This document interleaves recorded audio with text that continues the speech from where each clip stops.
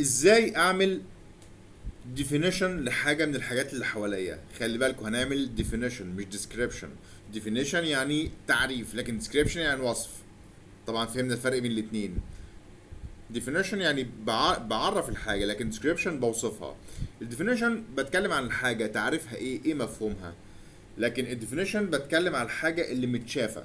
فالديسكريبشن بوصف حاجه متشافه، لكن definition بتكلم عن تعريف الشيء.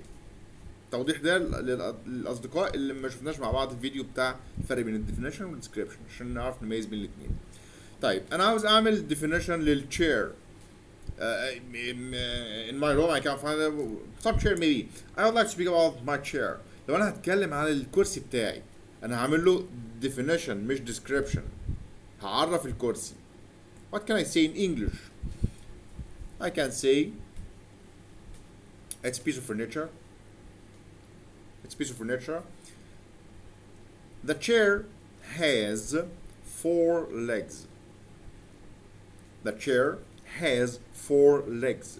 الكرسي بيبقى فيه 4 legs، 4 رجلين. أنا كده بعمل definition مش description. أو it has 4 legs. The chair is for sitting. The chair is for sitting on.